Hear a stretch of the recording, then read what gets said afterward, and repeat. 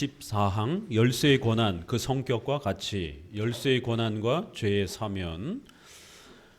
계속해서 잘못된 이러한 회개론을 계속해서 분석해 가고 있습니다. 회개는 죄와 관련된 문제이기 때문에 너무 극단적으로 엄격하게 다루게 되면 회개를 못하게 되는 이러한 또 극단적 어려움이 발생이 됩니다. 또 그렇다고 또 회개를 말하지 아니하면 나태해지고 게을러지게 되는 이러한 또 무책임에 대한 부분들이 발생이 됩니다. 그래서 회개는 너무 느슨하게 다뤄도 안 되고 또 그렇다고 너무 세게 다뤄도 안 되는 아주 그 신중함이 필요하다라는 것을 거듭거듭 계속 강조합니다. 결국 잘못된 회개론이란 이 양극단으로 이렇게 기울어져서 결국 문제가 되는 것을 알 수가 있습니다.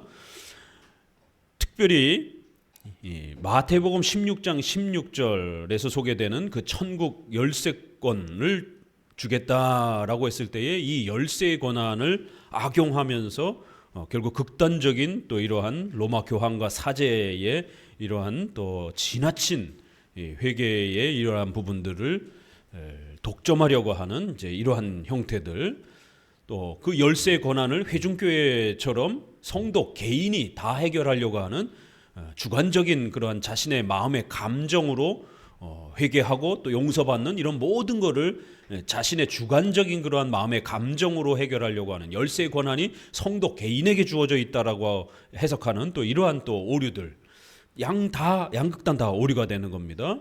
열쇠의 권한은 교회 직원들에게 허락하셨다라고 하는 우리 장로교회의 당회의 장로회에 허락하셨다라고 하는 이러한 우리 장로교회의 이러한 방식이 이 회개론에도 또 아주 절묘하게 또 이렇게 연결되는 걸 알 수가 있습니다.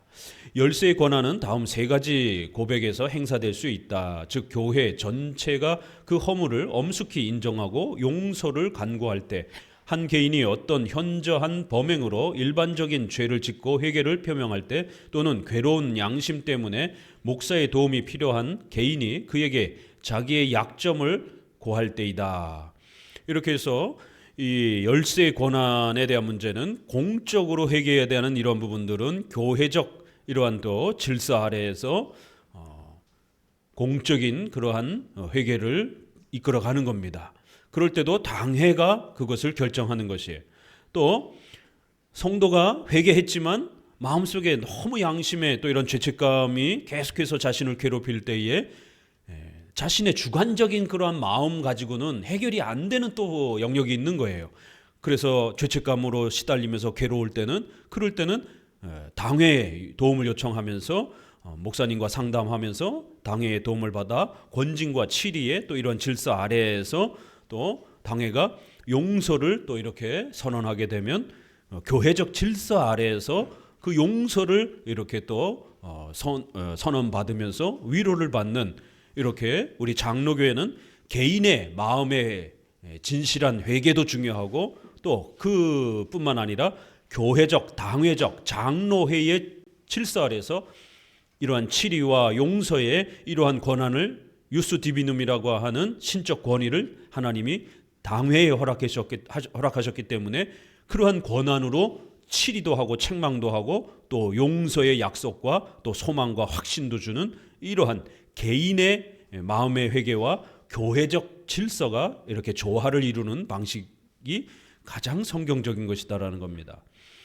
중간쯤에 한 다섯째 줄 아래 온 교회가 하나님의 심판대 앞에 선 것 같이 그 죄를 고백하며 하나님의 자비에서 유일한 피난처를 구할 때 화해의 명령을 받은 그리스도의 사신이 임석해서, 이렇게 목사가 그 질서 아래서 죄의 사면을 선언한다는 것은 평범하거나 경미한 위로가 아닙니다. 아주 놀라운 그러한 위로가 된다라는 겁니다. 이 사신이 이 임무를 공정하고 바른 절차에 따라 그리고 경건하게 수행할 때에는 열쇠의 권한이 유익하다고 칭찬하는 것은 당연하다. 공정하게 바른 절차에 따라 이렇게 교회법의 질서 아래에서 하나님의 말씀의 기초에서 경건하게 수행하게 되면 이러한 유스 디비눔, 신적 권위를 갖고 목회자가 치리하고 또 용서를 선언해 주는 것은 엄청난 위로가 된다라는 겁니다. 요한복음 2장 20장 23절에도 너희가 네 죄든지 땅에서 사하면 하늘에서도 사하여질 것이요 라는 이러한 열세권에 대한 이런 말씀들은 아주 중요한 목적으로 주어진 거라는 겁니다. 밑에서 넷째 줄, 이는 어떤 사람은 신자 전체에 주는 일반적인 약속을 들으면서도 여전히 약간의 의심이 남아있고 아직도 용서를 받지 못한 것 같아서 여전히 마음이 불안하기 때문이다. 이런 사람이 목사에게 심중의 비밀을 털어놓고 안심하라 내 죄의 사함을 받았느니라는 복음의 말씀이 특히 자기를 향해서 목사의 입에서 들려올 때 그는 마음의 확신을 얻으며 지금까지 그를 괴롭히던 불안에서 해방될 것이다. 이렇게 목사님과 상담하면서 목사님의 권면 또 책망도 받고 또 책망받고 난 다음에는 진심으로 개인적으로 회개하고 또 그러한 개인의 회개의 고백을 또 목회자를 통해서 권면을 받으면서 용서를 하나님께서 주셨다라고 하는 확신을 권면을 듣게 되면 엄청난 위로가 된다라는 겁니다. 여러분, 목회자가 이렇게 개인적으로 상담을 하면서 섭리적인 그러한 권면을 할 때가 있어요. 어떤 의식주와 관련해서 또 신앙과 관련해서 이렇게 가시면 좀 위험합니다. 이렇게 좀 안 하셨으면 좋겠습니다. 라고 이렇게 권면하기도 하고 지금은 굉장히 중요한 때입니다. 이때에 집중하셔서 하나님의 뜻을 잘 분별해서 이쪽 방향으로 가셨으면 좋겠습니다. 라고 이렇게 권면할 때 그러면 어때요? 그건 목사님 생각이고요. 이러면 안 된다라는 거예요. 목회자가 그 성도의 개인의 삶을 살펴주면서 특별히 뭔가를 경계할 때 그럼 조심하셔야 되는 거예요. 또 뭔가를 이렇게 격려할 때 나도 그렇게 생각하고 있었는데 목회자도 내가 지금 가려고 하는 일들에 대해서 용기를 내라라고 이렇게 권면하면서 그 말을 듣게 되면 하나님께서 목사님을 통해서 또 내가 하고자 하는 이러한 일들에 대해서 또 용기를 주시는구나. 내가 가고자 하는 이 길이 맞구나. 이렇게 목회자를 통해서 재차 그 길에 대한 권면을 더 듣게 되면 얼마나 용기가 생기겠어요. 왜냐하면 성도가 이게 하나님의 뜻인지 아닌지에 대해서 판단해 갈 때 이제 막 배워가는 거기 때문에 또 때로는 실수를 많이 한단 말이에요. 그럴 때 목회자가 옆에서 지금 잘하고 계시는 겁니다 라고 이렇게 용기를 주면 얼마나 확신이 생기겠어요. 개혁교회 목회자는 쉽게 아부하기가 쉽지 않습니다. 이 성경과 신관이 강력하게 붙잡혀 있으면 돈이 많다고 해서 권력이 많다고 해서 목회자가 이렇게 아부하고 그러기가 쉽지 않습니다. 일반 교회 목회자는 얼마든지 그 돈 때문에 그런 권력 때문에 아부할 수가 있습니다. 그러나 장로교회 개혁주의 목회자는 자존심 하나로 사는 사람이고 그것 때문에 성도들을 모을 수 있는 그러한 수많은 인본주의적 방법들을 다 거부하고 정말 그 가난과 어려움을 감수하면서 그 자존심 하나 때문에, 그 자존심이 뭡니까? 성경대로 하고 싶다라고 하는, 말씀에 순종하면서 가고 싶다라고 하는 그 자존심. 그래서 말씀에서 금지하는 것은 절대로 하지 않으려고 하는 이러한 철저히 하나님의 말씀에 붙잡히고 성경에서 가르치는 그 하나님의 절대 주권을 두려워하는 이러한 신관이, 성경관이 강력하게 잘 구축되어 있는 목회자들은 자존심이 셉니다. 결국 그 자존심은 목회자의 신앙인 것이에요. 그래서 목에 칼이 들어와도 쉽게 타협하지 않는 겁니다. 그럴 것 같았으면 벌써 타협했지요. 그렇기 때문에 성도들이 돈과 권력이 많다고 해서 쉽게 잘 타협하지 않습니다. 거꾸로 나쁜 면으로 보게 되면 고집이 센 것처럼 보일 수도 있어요. 그러나 지도자가 적어도 신앙을 가르치는 목회자가 그런 정도의 고집도 없다라면 세상 풍파 앞에서 어떻게 성도들을 지도해 가겠습니까? 금방 어려움이 오면 목회자부터 갈팡질팡하고 쓰러지고 막 잃어버리면 성도들을 지도할 수가 없죠. 그렇기 때문에 목회자가 뭔가를 잘하고 계십니다라고 이렇게 권면하게 되면 목사님이 보기에도 내가 지금 가려고 하는 그러한 하나님의 뜻에 순종하려고 하는 그 길이 목회자가 보기에도 옳다라고 그렇게 판단하시는구나. 내가 보기에도 약간 긴가민가 했는데 목회자도 그렇게 판단하고 계시다라니 이거 분명히 하나님의 뜻이 맞겠구나. 이렇게 용기가 생기는 거예요. 그렇지만 거꾸로 그렇게 가지 마세요. 그렇게 하지 마세요. 라고 한다라면 나는 굉장히 하고 싶은데 목회자는 섭리 안에서 이게 하나님의 뜻이 아닌 것 같다라고 하게 되면 여러분 뭔가를 하고 싶다가도 불안해지잖아요. 목사님 하나님의 뜻이 아니라고 그러는데 과감하게 그 일을 추진할 사람이 있겠습니까? 신실한 성도라면 그러면 멈칫하고 경계하면서 좀 더 자신을 돌아보게 되는 거예요. 이러한 하나님의 공적인 교회의 은혜의 수단의 질서가 우리 장로교회는 이렇게 작동이 되는 거예요. 바로 이러한 소중한 은혜의 수단을 사용하기 위해서는 목사도 성도도 지켜야 할 규칙이 있다는 거예요. 우리 지난번에 목사의 횡포와 교인들의 미신에 빠지지 않도록 조심하라고 그랬죠. 자, 지켜야 될 규칙은 같이 읽어봅니다. 위에서 넷째 줄. 그러나 열세가 문제가 될 때에는 우리는 항상 주위에서 복음 선포와 관계없는 어떠한 권한도 만들어내서는 안 된다. 밑에 줄. 그때 우리는 그리스도께서 교회에 부여하신 메고 푸는 권리는 말씀과 결합 것이다. 맨 아랫줄. 이 사실은 복음 선포를 통해서만 실현될 수 있다. 목회자는 철저히 하나님의 말씀에 순종하는 자세를 훈련받아야 된다는 거예요. 또 그것도 우리 장로교회는 누구나 다 목회자가 다 말씀에 순종한다고 하죠. 그러나 우리는 전적 부패를 믿기 때문에 인간에게만 그걸 다 맡겨두지 않는 겁니다. 반드시 노회, 총회를 통해서 그 목회자의 설교와 교회의 목회를 견제하는 겁니다. 그런 강력한 견제 장치를 통해서 목회자가 혹시라도 7대 교리를 벗어나는지 말씀을 벗어나는지에 대해서 끊임없이 견제를 해주는 것이에요. 하물며 목회자도 그런데 우리 성도들이 자기 혼자 다 판단하겠다고요? 그거는 오만입니다. 전적 부패와 우리 인간의 타락한 본성을 제대로 이해하지 못하는 그런 오만함이 될 수 있는 거예요. 나 혼자 모든 걸 다 판단할 수 있다라고 하는. 성도도 역시 견제를 받아야 되는 겁니다. 그래서 성도는 당회, 개교회를 통해서 견제를 받으면 되는 것입니다. 이렇게 목회자나 성도나 하나님의 말씀에 결합되어 있고자 하는 이 강력한 고백이 전제된다라면 이 목회자의 권면과 또 회개에 대한 용서의 확신을 주는 이러한 은혜의 수단적 질서는 굉장히 소중하게 사용될 수 있다라는 겁니다. 15항 고백에 대한 천주교의 교리의 요점. 이제 결국 마무리를 져보자라는 거예요.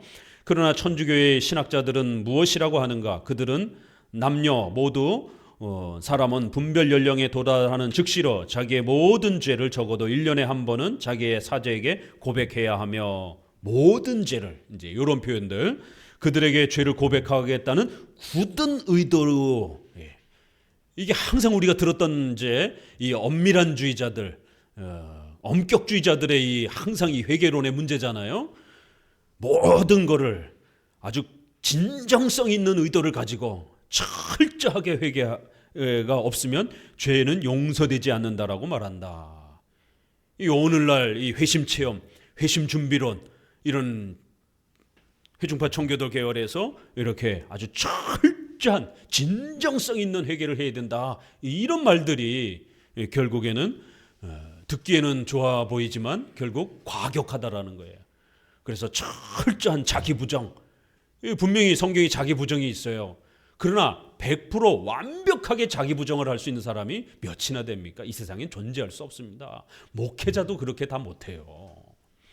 그렇기 때문에 자기 부정을 촉구해야 되지만 그 자기 부정을 극단적으로 강조하게 되면 수도사의 그러한 산속에 들어가서 살아야 되는 폐쇄주의적인 산속에 들어가서 살아도요 머릿속에 온갖 잡념과 딴 생각하고 있으면 벗어날 길이 없는 거예요. 산속에 들어가서 염세주의, 회피주의, 고립주의로 살아간다고 해서 결혼 안 하고 국가 사회생활 안 하고 오직 혼자 살면서 성경만 읽고 기도만 한다고 해서 그 사람이 완벽하게 자기 부정할 수 있을 것 같아요? 마음속으로 범죄하는 죄는 어떻게 할 거예요? 시시때때로 마음속에 온갖 잡념이 드는 건 어떻게 할 거예요? 안 되는 거예요. 분명히 자기 부정은 촉구해야 되지만 자기 십자가를 지며 자기를 돌아보라라고 촉구해야 되지만 너무 엄격하게 굳은 의도로, 진정성 있는 의도를 가지고 모든 죄를 낱낱이 하나님 앞에 회개할 때까지 이렇게 극단적으로 요구하면 안 된다라는 겁니다. 회개를 촉구 안 하는 한국교회의 기복주의도 문제지만 모든 죄를 낱낱이 완벽하게 진정성 있게 회개하라라고 이렇게 극단적으로 회개론을 요구하는 이러한 하이퍼 칼비니즘, 회중파 청교도 계열의 이러한 엄격주의도 또 다른 극단주의가 되는 겁니다. 결국 이러한 잘못된 회개론은 로마 카톨릭에서 온 겁니다. 그래서 우리가 염려하는 거예요. 정신 똑바로 차리지 않으면 개혁주의 안에도 스물스물 알미니안주의가 들어오고 로마 카톨릭이 들어오고 펠라기안주의가 들어오고 신비주의가 들어오는 겁니다. 그래서 목회자와 신학자들은 끊임없이 모여서 점검하는 거예요. 혹시나 우리 안에 잘못된 또 알미니안주의 구원론, 신비주의적인 은사체험론이 스물스물 들어오지 않았는지 동료들을 통해서 또다시 점검하면서 우리의 교리를 지켜가는 겁니다. 그래서 혹시라도 동료 중에 이상한 회개론을 주장하게 되면 꾸짖는 겁니다. 그렇게 회개론을 극단적으로 강조하게 되면 그거 알미니안주의 회개론입니다. 그거 로마 카톨릭 회개론입니다. 취소하십시오. 조심하십시오. 그래도 계속 고집하게 되면 그때는 공적으로 치리를 하면서 견제를 하는 것이에요. 이렇게 잘못된 회개론은 같은 신학 원리 아래서 움직이는 겁니다. 똑같잖아요, 표현이. 진정성 있는 굳은 의도, 모든 죄. 밑에 두 번째 달라. 그러나 천주교의 신학자들은 이 권한에 대해서 자기들끼리도 맹렬히 싸운다. 왜요? 그 진정성을 따지는데 차이가 있다 보니까. 누구는 이만큼 됐다고 하는데 또 누구는 또 더 많은 단계를 요구하고. 그러니까 우리가 회심 준비론도 이게 문제가 뭐냐면 불신자들은 회개를 못하게 만드는 거예요. 회개의 단계가 너무 많기 때문에. 또 신학자, 목회자들마다 회개의 단계가 다 달라요. 그래서 자기들끼리 싸우는 거예요. 몇 단계가 맞느니 몇 단계가 맞느니. 또 신자들에게는 어떻습니까? 신자들에게도 성화에 완전성 있는 진정성 있는 회개를 하라라고 또 용서를 받기 위해서는 이런 진정성 있는 회개를 하라라고 요구하니까 성도들이 이 죄책감에 시달리게 되는 거예요. 불신자들은 회개 가운데로 들어오지를 못하게 되는 이런 일이 벌어지고 죄의 각성, 하나님에 대한 두려움, 그 다음에 구원에 대한 열망, 이 세 단계를 가지라라고 서문강 목사님은 그렇게 주장하더만요. 그런 세 단계를 거쳐야만이 그 다음 단계의 믿음의 단계로 들어간다라고. 그러나 우리는 보통 죄의 각성의 단계에 벌써 시작이 됐으면 죄의 각성을 한다는 것은 벌써 신앙의 이러한 자리에 들어선 걸 우리는 보는 겁니다. 그러니까 불신자가 믿음의 단계로 들어가는 길이 너무 먼 거예요. 이렇게 믿음으로 가는 길을 너무 멀게 막아놓는다라는 거예요. 그렇게 완벽하게 회개하고 들어오는 사람이 과연 몇이나 있겠느냐 말이에요. 또 신자들에게는 시시때때로 범죄하는 수많은 죄들에 대해서 그거 완벽하게 진정성 있게 회개해야 용서받는다고 그러면 죄책감에 시달리는 거예요. 왜요? 우리가 범죄하는 게 얼마나 많은데 그거 일일이 하나하나 다 따져가면서 회개하려 치면 여러분 직장생활도 못합니다. 그거 전부 다 목록 나열해가면서 회개해야 되니까 또 진정성 있게 회개했는지도 점검해야 되니까 그럼 이게 회개가 됐는지 안 됐는지 계속 그것만 골몰하면서 살게 되잖아요. 그러니까 신자들에게는 죄책감에 항상 시달리게 만든다라는 거예요. 이게 무서운 겁니다. 그렇기 때문에 기독교 강요에서 이러한 잘못된 회개론의 신학적 원리를 정확하게 파헤치는 거예요. 왜요? 이런 신학적 원리는 계속 반복이 된단 말이에요. 변형된 형태로. 자기들끼리 신학자들, 목회자들끼리 싸우는 이유가 통일성이 없기 때문에 그런 것이에요. 적어도 우리 장로교회는 신앙 고백적으로 교리적 회개를 요구하는 거예요. 원죄가 무엇인지, 전적 부패가 무엇인지 교리적으로 가르치는 겁니다. 그리고 난 다음에 이해하시겠어요? 이렇게 당신이 죄인임을 믿습니까? 목사님 저도 그런 죄인임을 믿습니다. 그러면 오직 믿음으로 예수 그리스도의 공로를 받아들이겠습니까? 그럼 이신칭이 가르치는 거예요. 전가교리 가르치는 거예요. 목사님 저도 이런 교리 믿고 싶어요. 예수님을 의지하고 싶습니다. 그러면 그러한 교리에 대한 이해를 제대로 이해했는지 물어보는 겁니다. 말로만 저도 다 이해해요. 아니요, 우리 장로교는 교리문답 시험을 보잖아요. 세례하기 전에. 자기가 아무리 다 믿는다 해도 그 믿는다고 이해했다는 거를 목회자가 검증하는 겁니다. 시험을 보는 거예요, 마지막엔. 그래서 교리 문답, 세례 문답이라는 거예요. 이신칭의에 대해서 설명해 보세요. 저 다 믿는다니까요. 글쎄요, 그 이신칭의를 믿는다고 했으니까 그럼 이신칭의가 뭡니까? 그러면 대답을 하셔야 되는 거예요. 대답 못하면 세례 안 주는 겁니다. 이렇게 우리는 신앙 고백적으로 교리를 잘 이해하고 믿는지를 신앙 고백으로 고백하는지를 확인하는 겁니다. 그리고 적어도 한 1년 정도 교회 생활 잘 하면 세례를 주는 겁니다. 진정성 있게 엄밀하게 완벽하게 모든 죄를, 어려서부터 범했던 모든 죄를 일일이 다 찾아서 회개해라. 그거 기억도 안 나는데 그걸 어떻게 회개를 합니까? 여러분, 어제 여러분들 무슨 짓을 하면서 무슨 죄를 범했습니까? 아침에 눈 뜨자마자 저녁에 잠들 때까지 범죄한 거 다 한번 기록해 보세요. 기록도 못해요. 생각도 안 나가지고. 우린 얼마나 뻔뻔스러운지 잘못을 하고도 잊어버려요. 뭘 잘못했는지도 몰라요. 그래도 하나님이 우리가 몇 마디 회개하면 용서해 주시는 겁니다. 회개란 그렇게 갓난아기 때부터 엄마가 좀 쉬어야 되는데 엄마 괴롭히면서 막 울어제낀 것까지 그거 다 기억하면서 회개 어떡합니까? 갓난아기 때 기억도 안 나는데. 죄가 그런 겁니다. 기억조차도 안 나는 이런 어마어마한 많은 죄악들을 전적으로 부패한 이러한 우리의 죄된 본성의 이 많은 열매들을 우리는 다 일일이 회개하지도 못하는데 그저 떠오르는 생각나는 그러한 죄들만이라도 최선을 다해서 회개하면 다 용서해 주시겠다고 약속하여 주시는 것이에요. 이게 장로교 회개론인 겁니다. 그러니까 목회자들끼리도 싸우지 않는 것이에요. 왜? 그런 기본적인 신앙 고백 또 교회법의 질서에 따라 당회의 질서를 따라 세례 받았으면 인정하는 거고 또 성찬 금지에 해당이 되지 않는 죄를 범하지 않았으면 얼마든지 또 성찬에 참여할 수 있는 용서의 확신을 주는 겁니다. 이쪽 교회 갔다고 저쪽 교회 갔다고 큰 차이가 없는 것이에요. 그러나 이러한 로마 가톨릭 알미니안주의 회중파의 이런 회개가는 가는 교회마다 목사님의 그 기준이 다 다르기 때문에 다시 회개하십시오. 다시 세례 받아야 됩니다. 이런 식이 되는 거예요. 그래서 재세례파가 나온 거예요. 교회론적 관점에서 그들을 재세례파라고 부르는 거예요. 왜요? 성도 개인의 회개가 마음에 안 들거든요. 그런 수준으로 회개가 갖고 그건 회개라고 안 치는 거예요. 더 강렬한 뭔가 임팩트 있는 아주 강렬한 그러한 찔림과 강한 그러한 각성과 이렇게 가는 거예요. 이런 말들이 제세례파의 말들이 회중파의 그러한 말들과 또 웨슬레의 말들과 또 로이드 존스의 그 강렬한 부흥의 이러한 은혜 체험을 해야 된다. 이런 말들하고 이렇게 연결이 되잖아요. 신학적으로 동일하게. 우리는 그런 표현을 쓰지 않는 겁니다. 장로교에서는. 맨 아랫줄 또 어떤 신학자들은 이것을 너무 무제한적인 면허라고 보고 분별과 권한이라는 두 가지 열쇠를 주장했다. 자기들끼리도 싸워요. 분별은 할 수 있지만 권한은 없다. 또 권한과 분별을 다 가지고 있다. 사제가. 이렇게도 서로 싸우면서 통일성을 이루지 못하는 겁니다.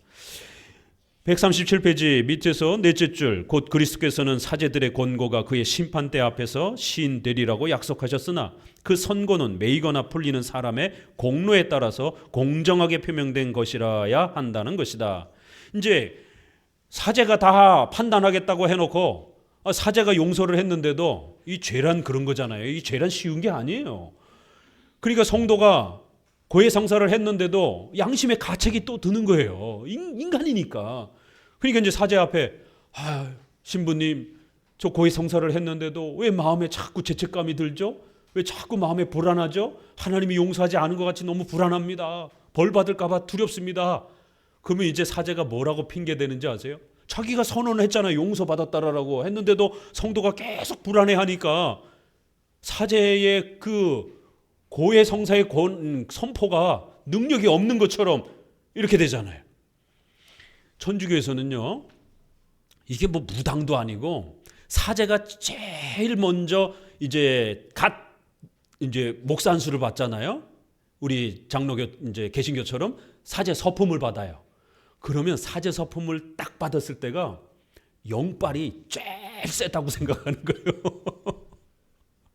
이 무당이에요, 이게? 첫 사제 서품을 받으면 신이 그 사람을 사제로 부르실 때에 첫 안수기 때문에 때 묻지 않는, 목사도 오래되다 보면 때가 묻을 수 있으니까 처음에 사제를 서품을 딱 받을 때는 처음이잖아요. 그러니까 하나님께서 그 신부에게 많은 능력을 부어주신다라는 거. 그래서 사제가 딱 되는 그 첫 순간에 안수 받으려고 성도들이 줄을 섭니다. 나이 드신 연로한 사제보다는 갓 그 사제 서품을 받은 그 사제에 가서 안수 받으려고. 왜요? 첫 사제 서품을 받으면 능력이 많다라고 이렇게 생각을 해서 기도 받으려고, 안수 기도 받으려고 나아갑니다. 그래서 아주 새파랗게 젊은 이러한 사제가 이렇게 안수 기도해 주는 모습을 우리가 천주교 이렇게 그 생활하는 모습에서 보게 되면 TV에서도 심심치 않게 보여집니다.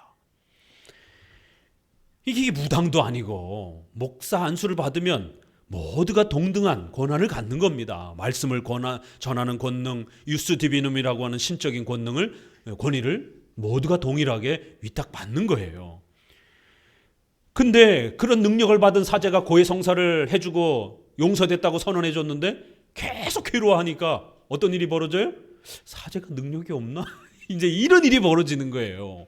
그러니까 사제들이 핑계를 대는 거예요. 그건 사제가 능력이 없어서가 아니고 뭐래요? 성도가 진정성 있게 회개를 하지 않았기 때문에. 분명히 사제의 선고가 그의 심판대 앞에서 시인되리라고 약속은 해주셨지만 그 선고는, 용서의 그 결과는 매이거나 풀리는 사람의 진정성 있는 회개 여부에 따라, 또 공로에 따라 공정하게 또 그렇게 따라오기도 한다라는 거예요. 이렇게 핑계를 댄다라는 거예요. 핑계 댈 수밖에 없죠. 왜냐하면 성도가 계속 불안해하니까. 그러니까 당신 기도가 부족해서 그래. 이제 전형적인 이제 이런 식으로 진정성 있게 회개를 안 해서 이렇게 자꾸 불안함이 들은 겁니다. 이러면서 책망한다는 거예요. 그 전까지는 사제가 용서하는 권한이 있다 이렇게 해놓고 논리가 모순이 되는 거예요. 사제가 용서하는 권한이 있으면 고해상사를 듣고 선언을 해줬으면 성도는 그 순식간에 능력을 받았으니까 양심의 죄책감이 다 사라져야 돼요. 근데 안 사라지고 계속 있어요. 그러니까 그 책임을 성도한테 또 돌리는 거예요. 당신이 열심히 기도 안 해서 그렇다라는 이런 식으로. 이러한 그 악용이 오늘날 교회 안에서도 비일비재하잖아요.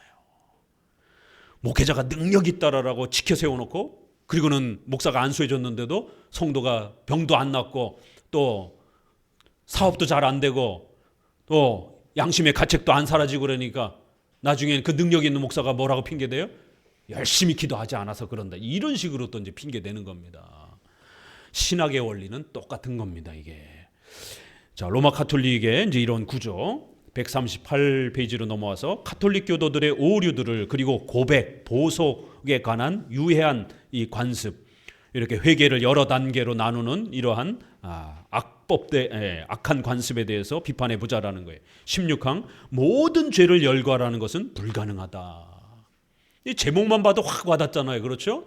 최근에 회심 준비론의 문제가 뭡니까? 준비를 완벽하게 해야 된다라는 거예요. 어설픈 회개는 회개가 아니라는 이런 식의 접근을 통해서 진정성 있는 완전한 그 회개를 하라라고 자꾸 요구하게 되는데, 아니 모든 죄를 어떻게 다 열거하냔 말이에요. 그건 불가능하다라는 겁니다, 이게. 근데 그러한 방식의 접근을 로마 가톨릭이 이미 벌써 오래전에 써먹었던 거예요. 그러니까 목회자의 신학이 우리 장로교회, 정통 기독교의 신학으로 바르게 서 있지 않으면 자기도 모르는 사이에 로마 가톨릭과 알미니안주의 신학을 자기도 수용하면서 성도들을 가르치는 그러한 실수가 되는 겁니다. 그래서 목회자는 철저히 공부해야 되고, 또 자기 공부가 맞는지를 동료와 선배들을 통해서 끊임없이 검증하는 이러한 목회자 스터디와 훈련과 트레이닝이 죽을 때까지 돼야 됩니다, 이게.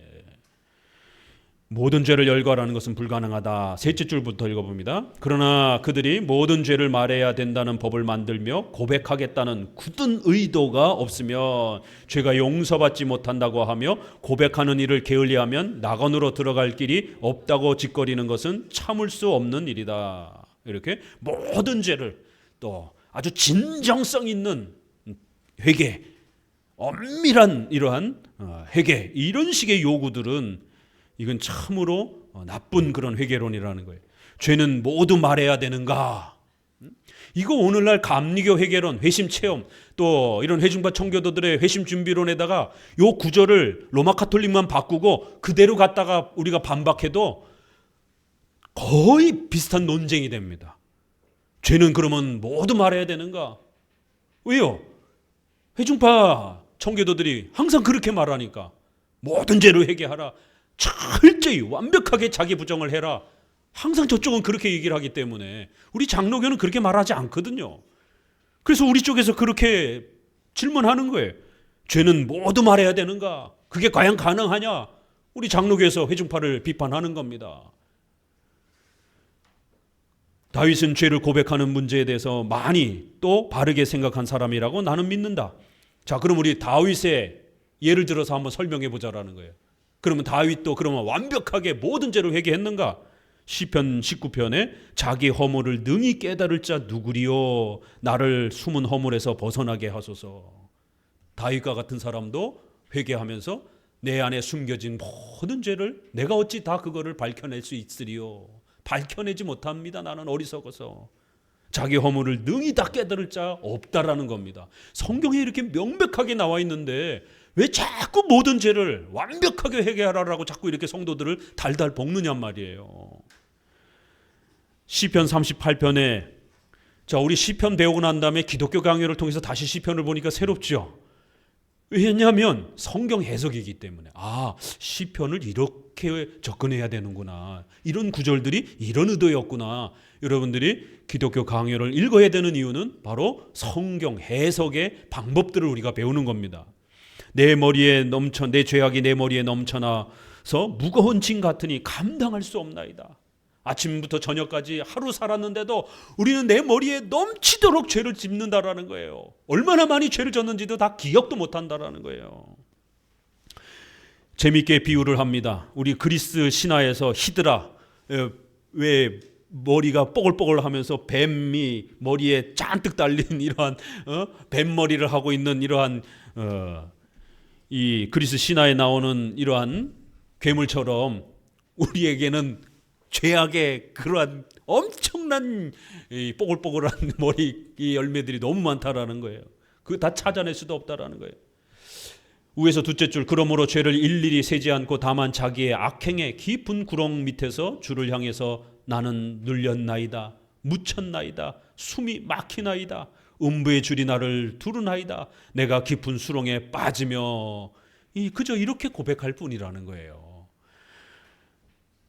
밑에서 둘째 줄, 다윗이 자기 죄들을 낱낱이 세려고 하지 못하는 것을 보면서 누가 자기의 죄를 세려는 생각을 할 것인가. 이게 오늘날 자꾸 이 복음주의에서는 자꾸 죄를 완벽하게 진정성 있게 모든 죄를 자꾸 이렇게 접근을 하기 때문에 문제가 되는 겁니다. 이미 벌써 500년 전에 강요를 통해서, 기독교 강요를 통해서 올바른 성경적 회개론이 어떠해야 되는지를 이미 다 정리한 겁니다. 잘못된 회개론이 어떨 때 문제가 되는지 예들을 다 이렇게 정리해 준 겁니다. 17항, 완전한 고백을 요구하는 것은 무리한 고통을 준다. 두 번째 요구는 뭐죠? 완벽하게 회개하라는 것. 모든 죄를 회개하라는 것 첫 번째. 두 번째, 아주 진정성 있게 완벽하게 회개하라는 것. 이게 청교도 교회들에서 얼마나 많이 듣는 이야기들입니까? 이게 성도들에게 엄청난 고통을 준다라는 거예요. 같이 읽어봅니다. 하나님의 두려우심을 조금이라도 알게 된 사람들은 이 잔인한 행위로 인해서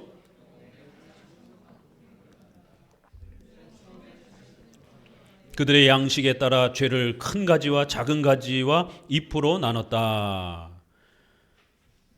끊임없이 죄를 세분화시키는 거예요. 그래서 로마 가톨릭의 큰 대제와 소제 개념이 그래서 발생이 되는 겁니다.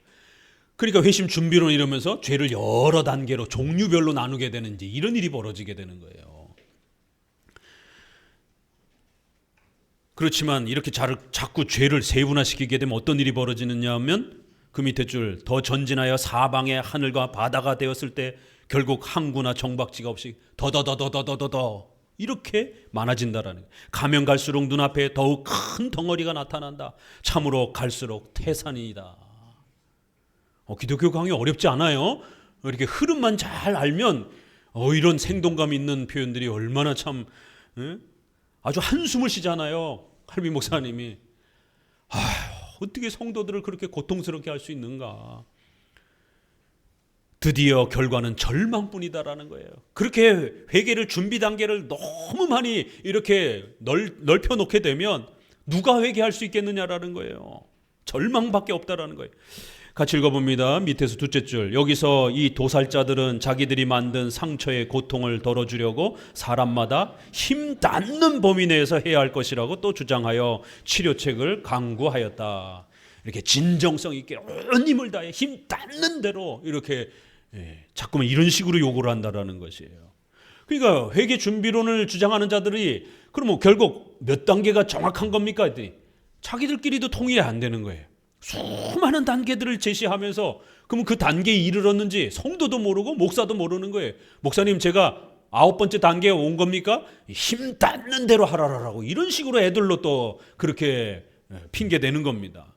정확하게 9.5단계, 9.8단계 있다라고 짚어줘야 될 거 아니에요, 목회자들이. 왜요? 그 회개의 단계를 본인들이 마련했으니까. 근데 자기들도 모르는 거예요. 이게 9단계인지 10단계, 9.9단계 있는지도 자기들도 모르니까 힘 닿는 대로 이렇게 하라라고.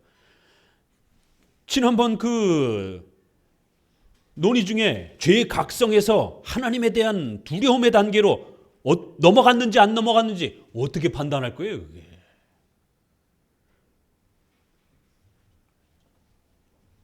그러면 두려움의 단계에서 하나님에 대한 갈망함으로 단계는 또 간 겁니까 안 간 겁니까? 1.1단계, 2.5단계 이게 말이 됩니까 이게? 그걸 무슨 엑스레이로 점검할 수 있는 것도 아니고 더더구나 개혁주의 한다고 하시는 분들이 청교도 한다고 하시는 분들이 자꾸 이러니까 많은 제3자 바깥에 있는 사람들이 개혁주의는 너무 무섭구나. 개혁주의, 청교도는 너무 까탈스럽구나. 개혁주의 하는 사람들은 너무 엄격해. 이런 식이 돼버리는 거예요. 개혁주의 교리 아주 진절머리가 난다. 이렇게 돼버리는 겁니다. 140페이지. 그러나 새로운 불안이 끼어들었다. 참으로 같이 읽습니다. 나는 시간을 더 들여야 할 것을 나는 정성이 부족했다. 나는 서울에서 잊어버린 것이 많다. 내가 부주에서 잊어버렸다는 것은 용서할 수 없는 짓이다 라고 하는 새로운 고통이 가망 없는 영혼들을 혹독하게 책망한다. 이 자기 부정 요구하는 이런 청교도 계열에서 성도들이 계속 이런 불안감, 나는 시간을 내가 더 들여야 되는데, 내가 더 열심히 회개했어야 되는데, 내가 조금 부족했나 보다, 더 부족했나 보다, 계속 더 이런 식으로 양심의 가책을 받는다라는 거예요. 그 두 번째 단락 밑에서 셋째 줄 읽어봅시다. 그러므로 너의 모든 죄를 고백하라고 하는 무서운 소리가 항상 그를 압박하고 귓속에 울린다. 확실한 위로가 아니고서는 이 공포심을 진정시킬 수 없다. 귀에 맴돈다라는 거예요. 얼마나 재밌는 표현입니까? 더 세게, 더 자기 부정을 완벽하게. 숨이 턱턱 막히는 거예요. 귀에 계속 울린다라는 거예요. 그 공포심, 내가 제대로 회개했나? 회개를 이거 내가 못했으면 하나님 앞에 벌 받으면 어떡하지? 이런 불안함들이 계속 반복되는 거예요. 여기서 독자들은 생각해보라. 계속 읽습니다. 1년 동안에 한 모든 행동을 어떻게 계산할 수 있으며 매일 지은 죄를 어떻게 모을 수 있겠는가? 하루에 한 실수만을 밤에 검토하더라도 기억이 몽롱할 것이다. 우리에게 밀려드는 죄의 종류는 그렇게 많다. 18항 완전한 고백을 요구하는 데서 오는 악한 영향. 실제로 이제 이런 회심 체험, 회심 준비론을 가르치게 되면 어떤 심각한 결과가 주어지는지, 특별히 성도들이 종교적 우울증에 빠진다라고 말씀드렸죠. 이런 엄격주의, 이러한 형태의 교회 다니게 되면 성도들이 자유와 확신과 기쁨을 누리지 못하고 늘 불안하고 결국 종교적 우울증에 빠져버립니다. 그뿐 아니라 이런 무서운 독약에 아첨하는 말을 섞어 많은 사람들을 진정시키려고 했지만 그들은 그런 감언이설이 하나님을 만족시킨다거나 심지어 자기들까지도 참으로 만족시킨다고 믿어지지 않았다. 141페이지 위에서 셋째 줄을 같이 읽어봅니다. 나는 이것이 어떤 법인가를 요약해서 말하겠다. 첫째로 그것은 전혀 실행할 수 없다. 보세요. 지금 그냥 우리 주변에 있는 회계론에다가 적용해도 그대로 맞잖아요. 완벽한 회계, 완벽한 자기 부정, 이게 가능하냔 말이에요. 이거 전혀 불가능하다라는 거예요. 실행할 수가 없다라는 거예요. 그러므로 멸망시키며 정죄하며, 계속 읽어요, 당황하게 만들며 파멸과 절망에 떨어뜨릴 뿐이다. 다음으로 이 법은 죄인들에게서 자기의 죄에 대한 진정한 인식을 빼앗음으로써 그들을 하나님과 자기를 모르는 위선자로 만든다. 결국 이제 하다 안 되니까 인간이 지치니까 뭐 어떻게 돼요? 몇 가지만 이제 이렇게 회개하게 되는 거예요. 몇 가지만 요구하게 되는 거예요. 그러면 이제 그것만 회개하면 억지로라도 위안을 가지려고 하는 거예요. 인간은 본능적으로 위로를 필요로 하는 거예요. 그러니까 본능적으로 자기 나름대로 큰 것만 회개를 이렇게 집중적으로 하게 되고, 그거 회개하고 났으면 그래도 용서받았겠지, 자기 위안을 삼게 된다는 거예요. 대제 소재 개념이 나와버리게 되는 거예요. 그러면 위선자가 된다는 거예요. 작은 죄들에 대해서는 관심을 끊게 되는 이런 일들이 벌어진다는 겁니다. 참으로 계속 그들은 죄를 일일이 열거하는데 온 정신이 팔려서 자기의 마음속에 숨어있는 죄의 수렁과 비밀한 죄와 그 추악성을 잊어버린다. 죄의 항목 생각하고 떠올리다가 마음으로부터 정말 아파하는 이러한 진정성 있는 그러한, 오히려 정말 탄식하는 그런 죄에 대한 아픔과 마음의 모습을 잃어버리게 된다는 거예요. 이것을 알았다면 특히 자신의 비참함을 절실히 깨달을 것이다. 고백에 대한 확신한 지도 원리는 우리의 이해력이 우리의 죄의 심연에는 못한다는 것을 인식하고 고백하는 것이다. 이렇게 우리 장로교는 고백에 대한 확실한 지도 원리, 올바른 회개와 용서에 대한 이런 지도 원리는 우리가 이걸 완벽하게 할 수 없다라고 하는 전적 부패를 잘 이해하고, 하나님 앞에서 적어도 우리가 십계명의 이런 부분에 떠오르고 확인되어지는 부분들을 최선을 다해서 고백하면 되는 거예요. 그래서 예를 들어서 세리의 고백이 이 원칙에 따르는 것이다. 하나님이여 불쌍히 여기옵소서. 결국 거슬러 어디까지 가요? 성경까지 들어가잖아요. 바리새인들은 얼마나 완벽하게 그 죄의 목록을, 아주 철저히 자기 부정을 목록을 나열합니까? 그런데 세리는 그 목록을 다 기억도 못하는 거예요. 그저 하나님, 나는 죄인으로서이다, 나를 용서해 주옵소서. 이렇게 차이가 난다라는 겁니다. 밑에 줄, 당신의 자비의 시면으로 저의 죄의 시면을 삼켜 버리소서라는 것과 같다. 하나님, 제가 완벽하게 회개도 못합니다. 하나님, 저와 같은 죄를 용서해 주옵소서. 그리고는 신속히 그리스도의 자비에게로 나아간다라는 거예요. 그래서 그리스도의 공로와 자비를 의지하면서 용기를 내고 힘을 낸다라는 겁니다. 밑에서 여섯째 줄 봅니다. 그러나 이런 고백으로 하나님 앞에 온 마음을 쏟아 놓을 때에도 아직 죄가 남아 있다는 것과 죄악의 깊은 속은 측량할 수 없다는 것을 죄인은 진지하게 생각해야 한다. 따라서 다윗과 함께 자기 허물을 능히 깨달을 자 누구리요, 나를 숨은 허물에서 벗어나게 하소서라는 외치는 것이 마땅하다. 그들은 고백하겠다는 뜻이 굳을 때에만 죄가 용서되며, 고백할 기회가 제공되었을 때 그것을 무시하는 사람에게는 낙원의 문이 닫힌다고 주장하지만 우리는 그런 주장을 결코 인정할 수 없다. 이렇게 완전한 회개, 아주 엄밀하고 진정성 있는 이러한 회개 요구, 이런 부분들은 우리 장로교는 인정하지 않는다라는 겁니다. 그건 불가능하기 때문에 하나님 앞에서 우리의 처지에 맞게 십계명을 살피고 또 자신의 죄를 고백하고 또 교회의 질서의 도움을 따라서 그렇게 회개와 용서를 진행하면 되는 겁니다. 예를 들면 우리가 수찬정지 같은 경우도 그렇잖아요. 목회자가 문제가 있어서 성도를 불렀어요. 책망합니다. 이번 성찬은 참여하지 마세요. 죄의 심각함들을 반성하고 근신하세요. 그러면 성도가 알겠습니다. 하고 다음 성찬까지 근신하면서 보내는 거예요. 그럼 목회자가 보기에 예배도 잘 참석하고 또 그 실수했던 부분들을 반복하지 않으려고 애를 쓰고 있어요. 그 정도 근신하고 있으면 다음번 성찬에 참여하도록 용서를 하고 허락하는 것이 이렇게 진행이 되는 겁니다. 장로교는.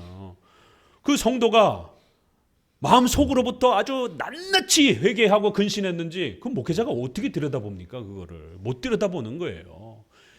교회 착실하게 잘 다니고 또 표간하게 실수했던 그런 부분들을 이렇게 고치려고 애를 쓰고 그러면 근신하고 있다라고 이렇게 교회 질서적 치리와 권징의 신앙 고백적인 수준에서 확인해주고 다시 성찬으로 초대하는 겁니다. 그래서 우리 장로교는 웬만하면 다시 성찬으로 초대하는 거예요. 그런데 이런 엄격주의, 완전주의는 웬만하면 성찬에 참여를 안 시키는 겁니다. 그래서 완전주의와 불완전주의의 이런 교리적 싸움이 나오는 겁니다. 우리는 불완전 성화, 신자와 관련해서는 저쪽은 완전 성화를 주장을 하는 거고 회개론과 관련해서는 이제 저쪽은 완전한 회개론을 주장을 하는 것이고 우리는 신앙 고백적 회개론 정도를 요구하는 겁니다. 이렇게 차이가 나는 것이에요. 결국 밑에서 다섯째 줄, 여섯째, 일곱째 줄까지 한번 가봅시다. 사람은 죄의 목록을 들어도 그것이 정확히 완전한지 알 수 없기 때문입니다. 그래서 재판을 받을 사람의 말만 듣기로 하지 않는다면 사면은 없을 것이다.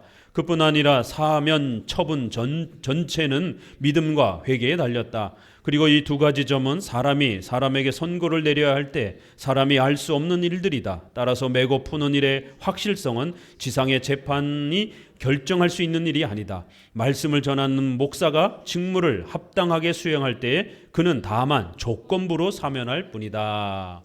이렇게 교회 질서 아래서 사면하면 되는 것이지 그 마음의 근신의 진정성까지 일일이 다 들여다보려고 그렇게 접근하는 건 이건 잘못된 거라는 거예요.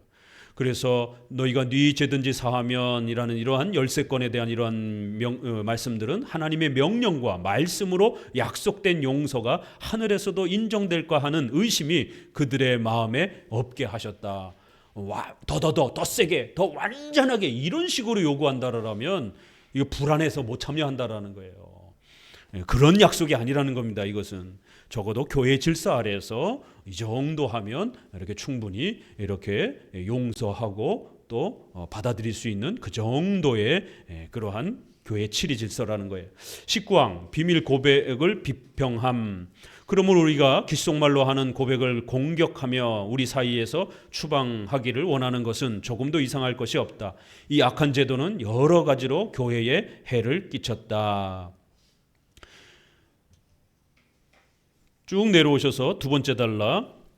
그러나 그들의 선전 자체가 천연 거짓말이다. 이는 신부에게 고백한 사람들이 입을 씻고 내가 악을 행치 아니하였나이다 라고 할 수 있다고 생각할 때 그들은 아주 대담하게 죄를 짓게 되는 것을 우리는 알기 때문이다. 1년 내 죄 지을 담력을 얻을 뿐 아니라 앞으로 1년 동안은 고백할 필요가 없기 때문에 그들은 하나님 앞에서 애통하거나 정신을 차리는 일이 절대로 없으며 계속 죄의 죄를 거듭하면서 한 번에 모조리 뱉어버리겠다고 생각한다. 이렇게 기간을 정하고 이렇게 단계를 구별하고 이렇게 완전성을 요구하게 되면 어떤 일이 벌어지게 되냐면 풍선 효과처럼 이쪽을 눌러버리면 다른 또 악한 영향들이 또 번진다라는 거예요. 항상 이렇게 균형을 잘 이루지 못하면 의도가 좋았다 할지라도 결국 다른 불미스러운 일들이 발생하게 된다라는 겁니다. 결국 성도들은 자기의 그런 완전성을 목회자가 또 이렇게 조사해주고 또 판단해주고 그래서 1등 신자 이런 식으로 구별을 하게 되면 결국 그 성도는 마치 자기가 완전한 단계에 이른 것처럼 죄에 대한 이러한 조심성들을 소홀히하게 여기게 되는 이런 일도 벌어지게 되고 또 2단계, 3단계 이렇게 등급이 낮은 성도들을 깔보게 되는 이런 일들이 결국 벌어지게 되는 거예요. 결국 등급 신자가 돼버린다라는 거예요. 1등급, 2등급 이렇게 결국 성도들을 차별하게 되고 차등을 두게 되는 이런 신앙생활이 발생이 된다는 겁니다. 20항으로 넘어가서 이제 같은 부분이 조금 반복이 되기 때문에 좀 신속하게 넘어갑니다. 20항 열쇠의 권한에 호소하는 것은 근거가 없는 것이다. 그러니까 자꾸만 이 열쇠권에다가 자꾸만 이렇게 마치 자기들이 특별한 그러한 권위를 가진 것처럼 자꾸 주장하는데, 그 열쇠권이란 전제가 있다라는 거예요. 조건이 하나님의 말씀에 또 이런 신실한 교회법에 잘 묶여 있을 때에, 견제를 받을 때에 사용할 수 있는 것이지 자기 멋대로 악용하도록 그렇게 허락된 권한은 아니라는 겁니다. 고의 신부들은 이 목적을 위해 열쇠의 능력이라는 것을 주장하며 그들의 왕국의 배를 전적으로 소위 이물과 고물을 이 능력에 의존시킨다. 이것이 어떤 결과를 낳을지 우리는 알아야 한다. 그러면 열쇠를 주신 것은 아무 뜻도 없다는 말이냐고 그들은 묻는다. 무엇이든지 땅에서 풀면 하늘에서도 풀리리라고 하신 말씀은 아무 근거도 없단 말인가? 이제 이런 핑계를 또 대잖아요. 사제들이. 그러면 성경에 이렇게 열쇠권을 준다고 했는데, 그럼 목사가 권한도 없는 거냐? 이제 이런 식인 거죠. 그러니까 참 이 권한이라는 게 분명히 있어요. 근데 그거를 너무 남용하게 되면 이렇게 또 목회자의 폭력이 맹신으로 끌고 가게 되는 이제 이런 폐단이 늘 발생이 되기 때문에 이 권한이라는 부분을 신중하게 잘 다뤄야 된다라는 거예요. 또 이 권한을 무시하고 없애버린 또 이런 경건주의, 은사주의, 성도들이 자기 개인이 스스로 신앙을 책임지면서 모든 걸 해결하려고 하는, 목사 필요 없고 내가 알아서 하고, 이런 식의 또 신앙도 문제지만 거꾸로 또 이렇게 이 권한을 남용해가지고 또 극단적으로 끌고 가는 이런 부분들도 문제가 된다라는 겁니다. 145페이지로 넘어오셔서 셋째 줄, 그러므로 우선 성령을 받지 않는 자에게 열쇠의 권한이 있다는 것을 나는 부정한다. 우선 성령이 오셔서 가르치시며 무엇을 할 것인지를 지시하지 않았다면 그런 사람은 열쇠를 사용할 수 없다고 나는 주장한다. 천주교의 사제들은 성령을 못 받은 자들이라는 거예요. 완전히 타락한 자들이기 때문에 그들은 말씀을 사랑하지 않고 일단 말씀을 가르치지를 못하는 거예요. 그냥 미사만 행하니까. 그래서 사제들 중에 성경을 해석하고 읽지 못하는 사제들도 굉장히 많았습니다. 그러니까 성경을 읽지 못하고 해석하지 못한다라면 그건 목사가 아니라는 것이에요. 성령의 은혜를 받지 못한 것이다라는 거예요. 그러면 열쇠의 권한을 쓸 자격도 없다라는 것이에요. 밑으로 내려오셔서 밑에 셋째 줄, 그러므로 우리는 주께서 매라고 하신 것을 풀며 주께서 풀라고 명령하신 것을 매는 일을 아무 분별 없이 반복하는 신부 따위에게는 열쇠의 권한이 없다는 결론을 내려야 한다. 그러니까 이제 이걸 오늘 우리 시대에다 적용하게 되면 하나님의 말씀을 설교할 수 있는 실력을 갖춘 목회자에게 성령의 역사와 은혜가 있는 겁니다. 그럼 오늘날 설교 못하는 목사가 어디 있어요? 말들을 얼마나 잘합니까? 그러나 성경이 말하는 목사의 자격이란 그렇게 미사역으로 아무 말이나 떠드는 걸 말하는 게 아니라 성경을 정확하게 읽을 수 있는, 성경을 설명할 수 있는, 또 성경의 핵심 교리들을 잘 지킬 수 있는 이러한 자격을 갖춘 목회자를 합법적인 목회자라고 그러고, 그런 합법적인 목회자에게 성령의 은혜가 있다라고 이렇게 말한다라는 것이에요. 오늘날 기독교 교리를 모르는 목회자들이 얼마나 많습니까? 삼위일체를 설명하지 못하는 목회자들 굉장히 많습니다. 성경을 히브리어 헬라로 읽지 못하는 목회자들이 얼마나 수두룩합니까? 성도들은 대학생, 요즘엔 고등학교도 다 졸업생들인데 평균 학문적 수준이, 목회자가 영어로도 성경을 읽지 못하면 어떡합니까? 이런 문제들을 이야기하는 거예요. 성도들의 평균 학력이 높아지게 되면 목회자는 더 공부를 해야 되는 거예요. 이런 부분에서 목회자가 강의 설교를 할 수 없는, 기독교 교리가, 이단의 교리가 무엇이고 기독교 교리가 무엇인지를 구별을 하지 못하는 이러한 무지, 또 성경에 대한 이러한 실력, 이런 부분들이 갖추어져 있지 않는 목회자들이 수두룩하다라는 거예요. 그런 신부 따위에게는 열쇠의 권한이 없다라는 것이에요. 얼마나 엄격한 경고입니까? 20이랑 사제가 메고 푸는 것은 불확실하다. 해당되는 사람이나 해당되지 않는 사람을 분간하지 않고 매며 푼다는 극히 명백한 증거에 의해서 그들의 유죄가 드러나는 것을 볼 때 그들은 지식이 없으면서도 권한을 남용한다. 목회자라면 교리를 분별할 줄 알고 삼일체 이성일인격 설명할 수 있어야 됩니다. 적어도 이단들의 삼일체는 무엇이고 우리 기독교의 삼일체는 무엇인지 명확하게 적어도 구별을 할 수 있어야 되는데 이런 부분조차도 구별 못하면서 또 성경을 충분히 읽어내지도 못하면서 설교한다라고 그렇게 만용을 부린다라는 거예요. 이것은 올바른 목회자가 아니라는 겁니다. 자격이 없다라는 거예요. 이런 권세를 활용할 그러한 자격이 없다라는 거예요. 매이거나 풀리는데 맨날에 해당되는 사람만이 매이거나 풀릴 수 있다는 것을 우리도 인정한다. 그러나 복음 전달자들과 교회에는 이 해당 여부를 측정하기 위한 말씀이 있다. 같이 읽습니다. 이 말씀에 따라서 복음 전달자는 그리스도를 믿지 않는 모든 사람에게 멸망을 선언할 수 있다. 한 넷째 줄 아래 역시 이 말씀으로 교회는 회개하는 사람들을 풀어주며 위로한다. 교회는 제대로 된 교회는 목회자의 자격을 검증하는 그런 아주 철저한 검증 절차가 남아있다라는 겁니다. 한국 교회가 아무리 타락했어도요, 오늘날은 목사 무용론 시대, 목사 비판 시대에 우리가 살아가고 있습니다. 그렇다고 해서 여러분까지 그렇게 막 목사를 함부로 무시하고 깔보고 그러시면 안 됩니다. 적어도 우리 장로교회에 다니는 우리 성도들은 나쁜 목회자들은 우리가 비판해야 되지만 올바른 목회자들은 장로교회의 자격과 검증을 거친 목회자들은 존중하셔야 돼요. 주의 종으로서 그들의 입을 통해서 설교되어지는 말씀을 하나님의 말씀으로 들으려고 하는 그러한 신뢰와 존중감이 있어야 되는 겁니다. 일반 목회자들은 자격이 없고 공부를 안 하기 때문에 인정할 수가 없습니다. 그러나 적어도 개혁주의를 표방하는 그러한 신실한 목회자들은 존중하셔야 된다는 거예요. 한국교회가 아무리 타락했어도 아직도 10년 이상을 공부해야 정통 신학교와 교단에서는 목사가 될 수 있습니다.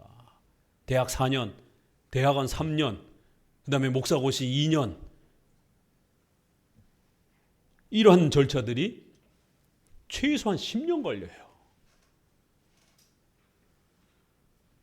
그리고 개혁주의를 표방하는 분들은 나름대로 목숨 걸고 공부하는 분들이에요. 히브리어 잘하고요. 페이스북에도 보게 되면 그래도 제대로 개혁주의를 공부한 분들은 히브리어 헬라어로 성경 다 읽습니다. 저처럼 신학자가 아니어도 석사 정도만 하신 분들도 라틴어까지 접근하면서 읽어낼 수 있는 분들도 많고요. 함부로 여러분들이 그렇게 깔볼 수 있는 목회자들이 아니라는 것이에요. 우리가 의사, 변호사는 존중하잖아요. 근데 왜 목회자의 전문성은 인정하지 않습니까? 학문적인 수준으로 봐도 10년, 15년을 그 라이센스를 따기 위해서 엄청난 노력들을 합니다.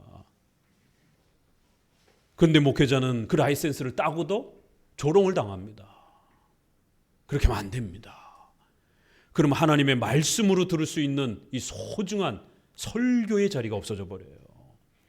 나쁜 목회자는 우리가 나쁜 목회자대로 분명히 이렇게 거리를 둬야 되지만 하나님이 우리에게 주의 종으로 세워준 그러한 소중한 목회자들은 저뿐만 아니라 우리 주변에 이러한 개혁주의를 추구하는 정말 실력 있는 그런 목회자들 참 많습니다. 엘리야 시대에 나만 남았습니다라고 탄식할 때 하나님 뭐라 그래요? 아니야. 아직도 훌륭한 주의 종들이 많이 있으니까 걱정하지 마. 이렇게 위로하는 거예요. 7,000명이나 남았다라고. 그러면 7,001명은 없습니까? 아니죠. 7이 완전 숫자이기 때문에 이 시대를 이끌어갈 만큼 충분히 남아있으니까 너무 낙심하지 마. 그런 권면인 거예요. 이렇게 하나님의 말씀을 따라 복음 전달자들은 철저하게 그 실력을 갖추고 믿음을 통해서 말씀을 가지고 꾸짖기도 하고 또 성도가 회개하면 위로와 소망에 대한 확신을 주기도 한다라는 것이에요.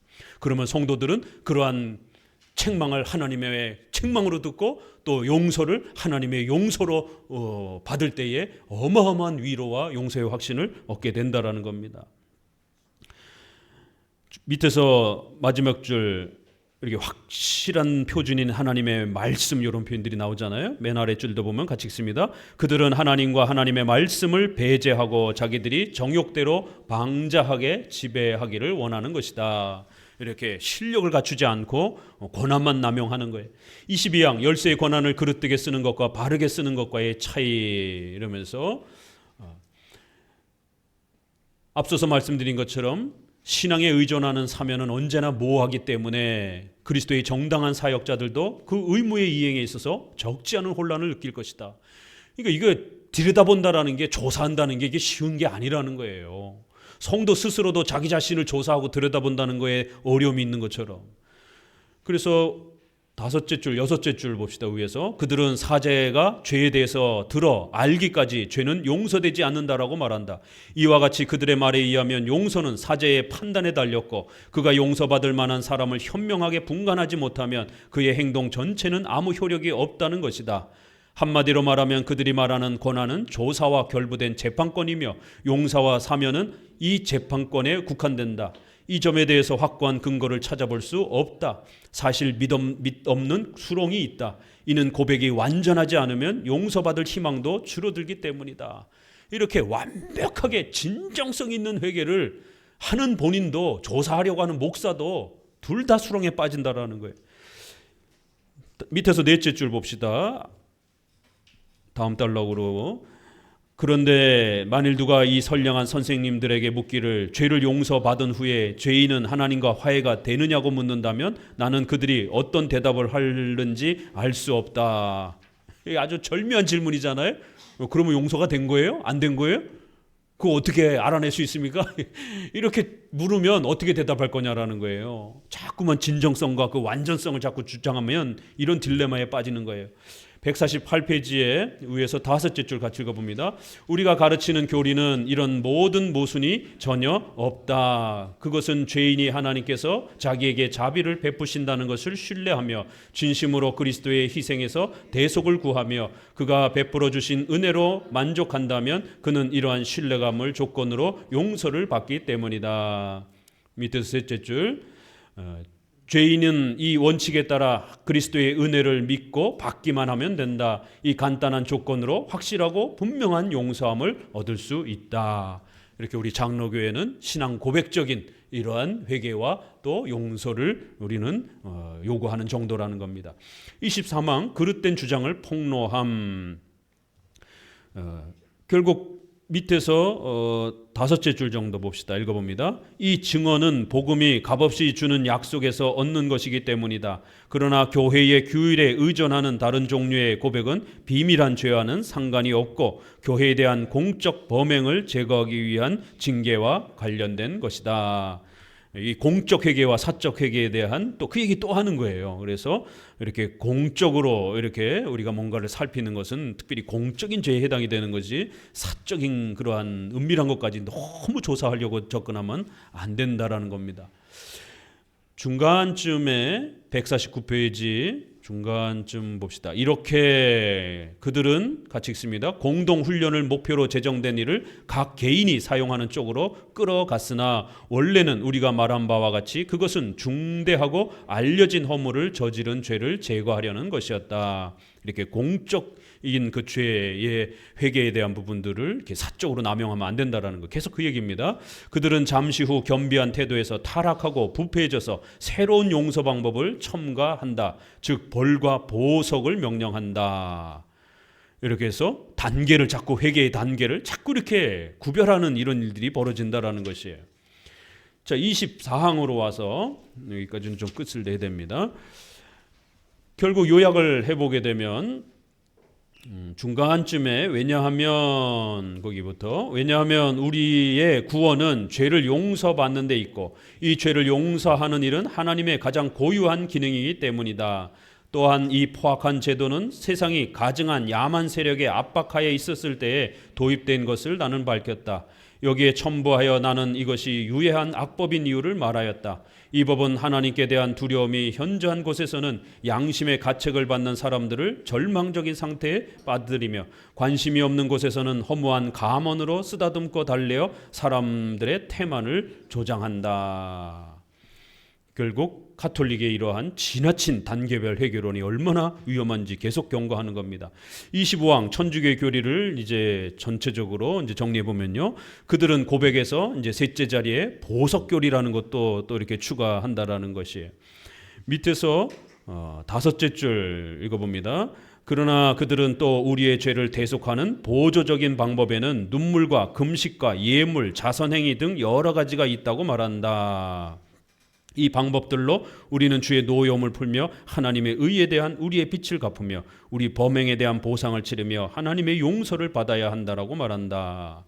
하나님께서는 그 크신 자비로 죄책을 용서하셨으나 공의의 법에 의하여 벌을 보류하신다. 보석에 의해서 속량되어야 하는 것은 이 형벌이라고 한다. 이렇게 자꾸 단계를 내려놓다 보니까 결국 죄책은 용서했지만 아직 벌은 남아있다라는 거예요. 그래서 벌은 받아야 된다라는 거예요. 뭐 이런 식의 용서에도 또 이렇게 단계가 자꾸 나눠지게 되는 것이에요. 그러다 보면 결국 눈물, 금식, 예물 뭐 이런 것처럼 고행주의로 가게 되는 거예요. 결국 이 엄격한 회개는 자연스럽게 고행주의로 넘어가는 겁니다. 그래서 제가 이런 회심 체험, 회심 준비론 이런 부분들이 고행주의 회개론으로 간다라고 자꾸만 경고하는 이유도 바로 이런 데 있는 겁니다. 두 번째 단락, 이런 거짓말에 대해서 나는 값없이 주시는 죄의 용서를 제시한다. 밑에 줄, 첫째로 용서는 순수한 관용에서 주는 선물이 아니고 무엇인가. 이렇게 회개, 용서, 이게 선물이라는 말을 자꾸 하잖아요. 그런데 반대편에서는 뭔가 인간의 자유의지를 가지고 준비하고 뭔가 협력해야 되는 것처럼 자꾸 그런 뉘앙스로 말을 하게 되는 거예요. 이런 부분이 이제 이렇게 차이가 나는 겁니다. 이사야 43장 그 뒤에부터 용서의 원인과 근거는 그의 선하심에서만 찾아야 한다고 밝히 선언하지 않았는가? 또한 온 성경이 그리스도를 증거하여 그 이름으로 우리는 죄의 용서를 받게 되었다고 한다. 이렇게 회개의 본질, 용서의 본질은 오직 그리스도의 공로에 있다라는 것. 회개의 책임은 우리에게 있는 거예요. 그래서 우리가 회개하라라고 하면 되는 거예요. 그러나 그 회개를 너무 세게 강조해서 마치 회개의 원인이 우리에게 있는 것처럼, 우리가 눈물 흘리고 결단한 것 때문에 마치 용서가 되어지는 것처럼 이렇게 너무 진정성이 있는 완벽한 이런 부분을 강조하게 되면 결국 회개를 원인처럼 생각하게 되는, 우리가 믿음을 원인처럼 생각하는 게 얼마나 위험한 건지 로마서를 통해서 듣지 않습니까? 그런 것처럼 회개도 너무 세게 강조해서 회개를 원인처럼 강조하게 되면 고행주의와 또 공로주의로 빠지게 됩니다. 이게 밑에서 다섯째 줄 읽어봅니다. 우리는 아무것도 가져오지 않았으며 우리 자신의 것을 주장하지 않으며 다만 그리스도의 위엄만 의지할 뿐이라는 뜻이다. 이는 하나, 이거 그냥 넘어갑시다. 끝이 났네요. 자, 이렇게 마무리 지으면서 로마 가톨릭의 1차적인 그러한 죄에 대한 부분들을 굵직하게 정리했습니다. 이제 나머지 부분도 비슷한 그런 내용들이기 때문에 역사적 내용들을 설명하는 게 조금 어려워서 그렇지 핵심 흐름은 계속 반복되어지기 때문에 그 정확한 기본 개념만 갖고 있으면 무엇을 지금 비판하고 있는지 충분히 이해할 수 있습니다. 기도합니다. 하나님